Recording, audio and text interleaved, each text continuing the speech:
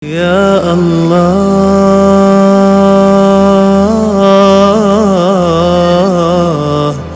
bagaimana Ya Allah.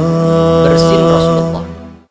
Jadi Rasulullah juga bersin karena beliau seorang nabi. Beliau adalah manusia, namun bukan manusia biasa. Bahkan dikatakan mulai lahir pertamanya beliau ini bersin. Buktinya apa? Kalau ada orang bersin, itu kita dianjurkan untuk mendoakan bagaimana? Yarhamukallah. Ya, kalau misalnya orang yang lebih tua dari kita atau guru kita atau orang tua kita, yarhamukumullah. Yang didoakan, mendoakan balik apa itu? Yahdikumullahu wa yuslih balakum. Nah, ketika Rasulullah masih kecil, tiba-tiba ada suara tanpa ada wujud mengatakan rahimakallahu au rahimaka rabbuk. Dalam sebagian riwayat yarhamukallah. Ini ada yang membawa hadis ini ihtimal atau kemungkinan Rasulullah lahirnya itu bersin. Ya, bersin. Istihlal, fastahalla. Istihlalnya anak kecil itu bersin. Rasulullah juga bersin. Makanya dalam Maulid Simtud Durar fastahalla fasami'tu qailan yaqul rahimakallahu au rahimaka rabbuk dalam Simtud Durar. Ya. Syafa' bidan atau yang mengurus kelahiran Rasulullah, beliau adalah ibunda Sayyidina Abdurrahman bin Auf, mendengar suara rahimakallah, Allah mudah-mudahan merahmati kamu wahai Muhammad. Kemungkinan Rasulullah waktu lahir bersin. Ini jenengan biar tahu ilmu, biar tahu faedah, ini disebut dalam kitab Sirah Halabiyah. Gitu ya. Nah, kalau Rasulullah bersin, bagaimana sih tata keramanya? Beliau kalau bersin itu meletakkan baju atau ujung bajunya ya di mana? Di mulut dan hidung beliau. Kalau misalnya nggak sempat, terkadang orang bersin kan mendadak ini ya, makanya kita berlindung dari bersin yang mendadak ya, mengkhawatirkan. Soalnya ketika kita mengantarkan minuman kepada tamu misalnya, apalagi tamu para kiai misalnya antum ya, sudah mengantarkan tamu bersin, wah jeng gitu, wah, ya udah hancur semua akhirnya ya.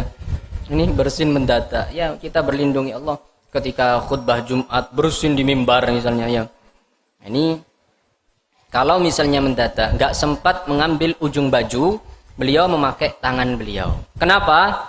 Untuk menutup atau mengurangi suara, biar bersinnya ini tidak membuat orang sekitar kaget, tidak menggelegar gitu ya.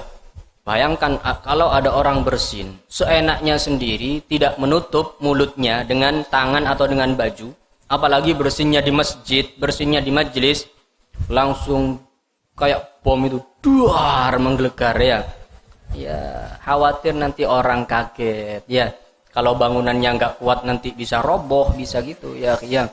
Nah, ini Rasulullah menganjurkan dan beliau memberi contoh meminimalisir atau mengurangi suaranya dengan menutup mulut dan hidung beliau. Wa khafdi sautihi ma'at tahmidi. Dan beliau setelah itu mengucapkan alhamdulillah. Kemudian kalau kita mendengar orang bersin dengan tata krama seperti itu dan menutupnya dengan hamdalah, kita dianjurkan untuk mendoakan apa? Mendoakan dengan tasmid. Tasmid itu apa? Mendoakan yarhamukallah. Seperti tasmidnya malaikat tadi kepada Rasulullah. Yarhamukallah atau rahimakallah.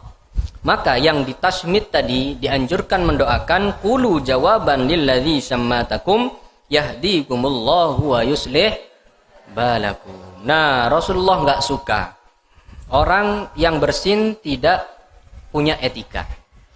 Bersin tidak menutup, bersin mengeluarkan suara yang keras, lebih-lebih di dalam masjid. Masjid ini tempatnya ibadah.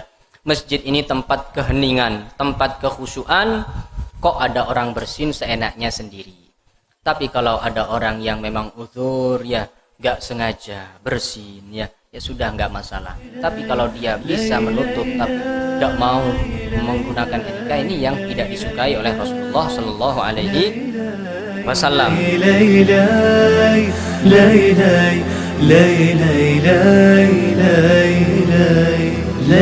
La